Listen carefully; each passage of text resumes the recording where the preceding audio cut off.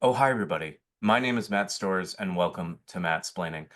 On today's episode, I have an expert on who I'm very excited to speak with. Expert, please introduce yourself and tell us what you're an expert in.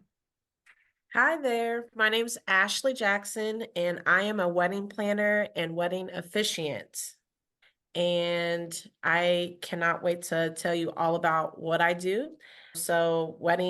We are in the midst of engagement season right now. So, I'm sure a lot of you are getting down on one knee to propose to your loved one. So, you are turning to someone like me, or you should be turning to someone like me to start your wedding planning. And that is your major key to helping you get all of the best deals for your wedding, helping you find your venues, all of your vendors, and overall just having the vision come to life for your big day. Absolutely.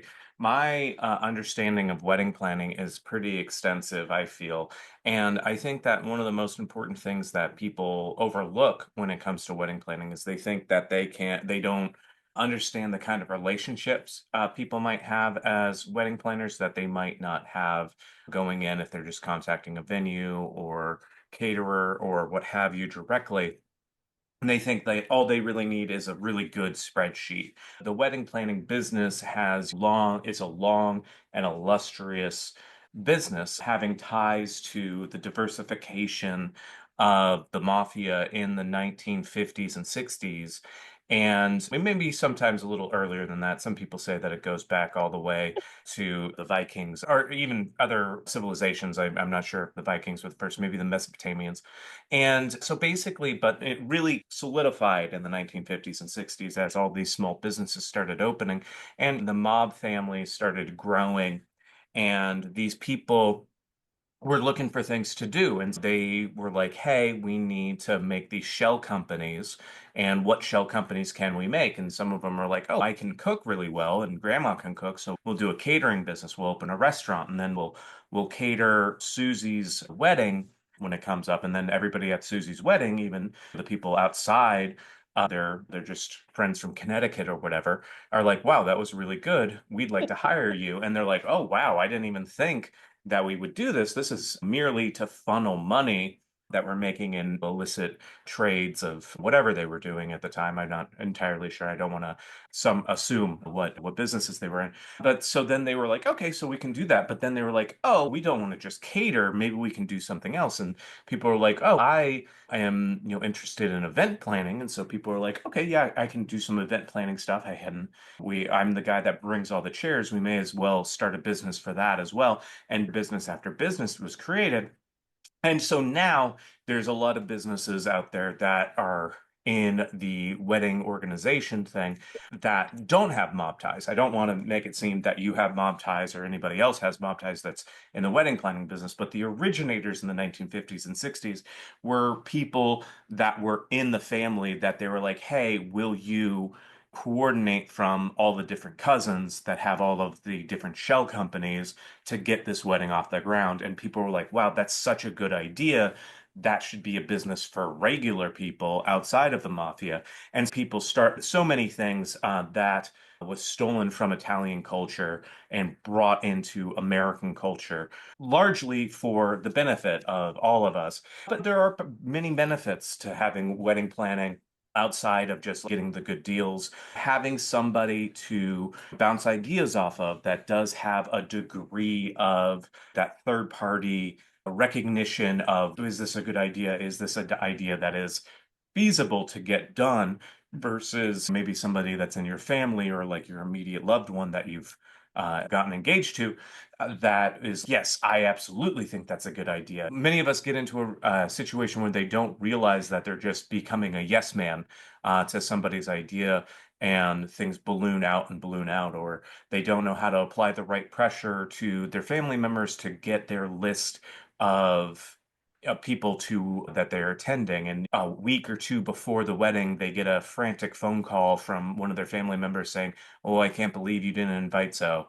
And they're really sad. And it's 2 weeks before the wedding. If they didn't know you've been talking about it for a while, like why didn't you give me their email, why didn't you give me their address? And it's these kind of oversights, but those are the sorts of things that having that third party to coordinate and get in position could really help out a lot. And also, they can be in the bad guy position of saying, I'm the evil wedding planner. I'm going to make sure that no children are allowed in, Right. or the kids have to go into the kid wedding area, which is really just like a McDonald's playland that a lot of these big wedding planning venues or these big wedding venues are putting in. The kids can be in their suits, their tuxes, their dresses, but they're basically playing in the ball pit and the slides all day, but they only come out to go onto the dance floor to make the viral moments that we all so love. Now, Ashley, based on what you've heard so far, about how much of that would you say was accurate? I'm only laughing because I'm trying to figure out where the mafia came from. So I Well, so a lot of people have some theories about where the mafia came from, and I think that it was originally started by a number of people that were just looking out for one another, and then just naturally, because of the constraints of capitalism, they they were forced into a life of crime. But that's another episode. I see where you're going, tying the mafia to the origin of wedding planning here in America and how it's ballooned into what it is today. And then how we're gravitating towards where we ended up here now with Mhm. your little spiel. So I would say we're sitting maybe about maybe a 70 to 75% Oh, accuracy. wow. Okay. Okay. But I was not I expecting it to be can't. that high. I'm going to have to do some research on this mafia bit because I can see where you're going with it, but I just don't know. I need resources. Totally, totally. Yeah, very, very reasonable to want to do your own research and to look into it further because some of that may have been conjecture and just an extrapolation that I may have come up with months ago. It's a For a theory. side note, we Yes. don't tuck the kids into a side room Okay. unless the venue does have one. But unfortunately, most of these venues don't have McDonald playrooms. It's just normally coloring books I and see.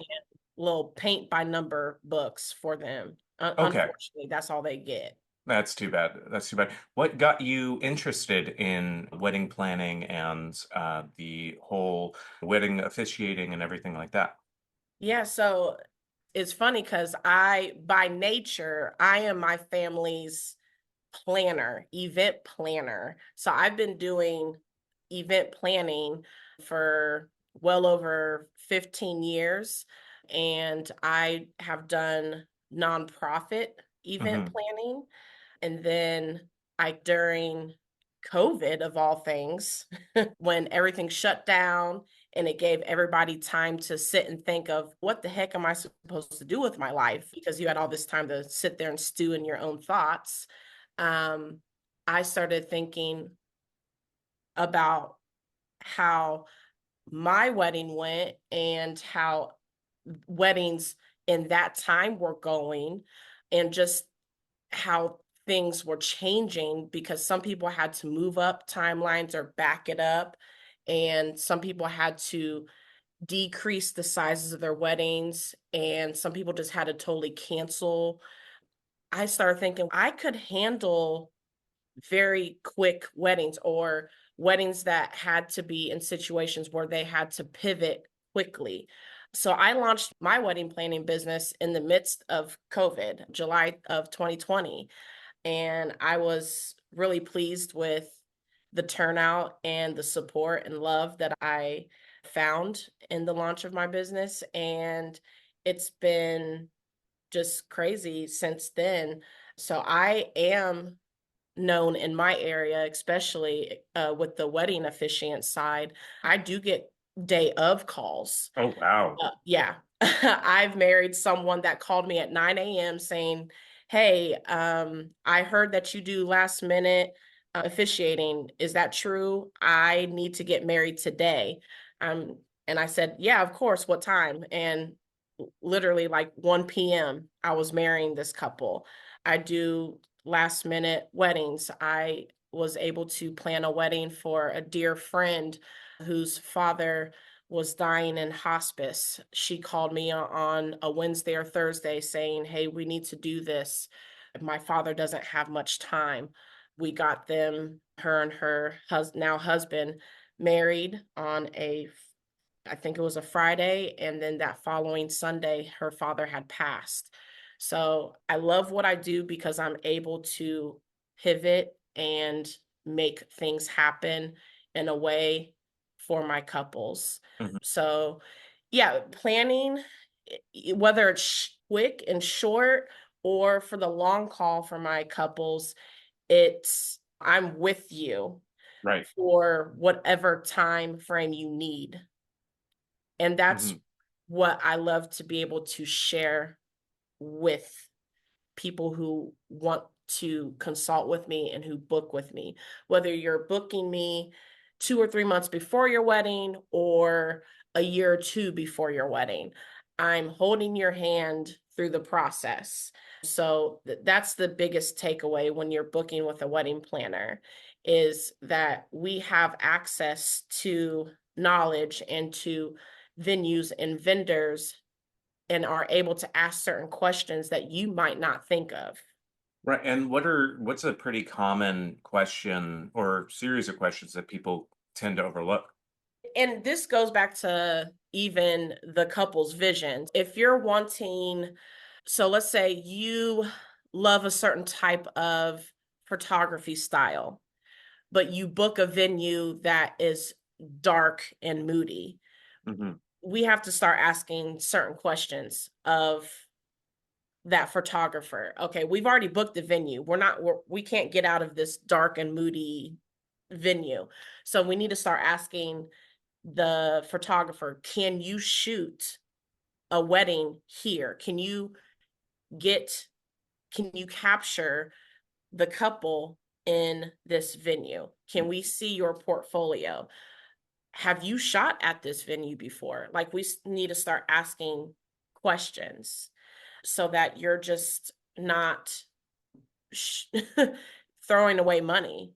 Absolutely. And having a product that comes out at the end where it's like either it needs like crazy amounts of touch-ups or people just they don't look good in it. I remember going to a wedding and I love the people associated with it, but the wedding photographer never told me how bad my hair looked. And so I thought I was going to look great in these photos, but my hair is just so sweaty. It is so icky. And I like everybody else in the photo looks great, they got their angles, but because my hair was so wet, it's like reflecting light from the venue. And I'm like, I Got I it. never want to see these photos ever again. But So they cut remind me, was this your wedding or oh was it a friend's wedding? it was a friend's wedding. It was a Oh, friend's got wedding. it. So you were worried about how you looked at your friend's wedding. Exactly, Oh, yes. got it. Got it. Yeah, yeah. Okay. But I dressed to the nines. I was very excited. And then it was just, oh no, this isn't gonna work. I know. I get that. And that happens sometimes. It can be such a letdown. And I'm sorry that happened to you, Matt. Oh, I thank truly you. am.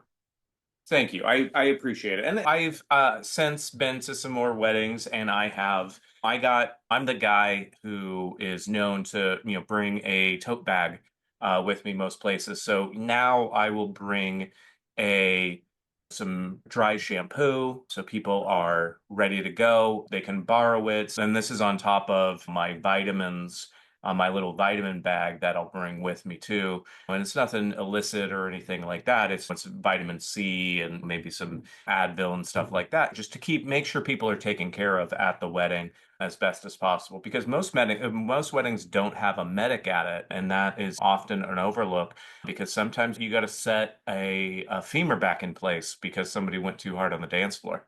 If you have to reset a femur at a Hmm. wedding, I'm almost thinking that the DJ did something right. Exactly. It's a good wedding. People are going to Yeah, have a good story. that's a great story, and that's a great DJ. He needs to be on my preferred vendor list, Absolutely. honestly. Absolutely. And remind me, what city do you typically work out of? So I work out all of Ohio, and I'm Okay. also a destination wedding planner. So really, nationally and international, but I'm based in Dayton, Ohio, but I Hmm. cover all of Ohio. Oh, fantastic. That's fantastic. Yeah, I can imagine that's quite a bit of fun. Has there been a particular wedding that you've done that you think back to and you're particularly proud of it? Yeah, absolutely. I'm proud of all my weddings, of Absolutely. course. But yeah, there have been some where it's been more of a challenge. And I look back and I'm just like, I did that. Hmm. We did that. Go team. And it's because of the size of the wedding and then also bringing two cultures together. So that wedding was spectacular. I loved it. We did two different ceremonies in one day, and there was almost, I think, 400 guests. So that it was there was so much going on. There was a horse-drawn carriage, and I was actually the officiant as well. So I can do both in the same day. I can be your officiant and your wedding planner. So I was the officiant for their what they called their American ceremony. And then they had their Indian ceremony later in the day. So then it was just a lot of different moving parts and things happening. And it was just so beautiful to see two different families, two different cultures coming together. And it went smoothly, even Hmm. with all those people, even with 400 some people being there. It was just amazing to see. The buildup to that point was stressful, but that's why you get a wedding planner. It all comes back to wedding planning because let me take the Absolutely. stress on. Let me Right. take that stress on so that you can sit back and enjoy the bits of planning that you want to take on and enjoy. I get to take on the stress. I get to take on the calls from the vendors, from the venue, from maybe upset parents or whoever. I get to take that stress on so that you get to just show up and smile the day of. Yeah, absolutely. Absolutely. This has been so insightful. If people wanted to find out more about you or more about what you do, where would you recommend that they go?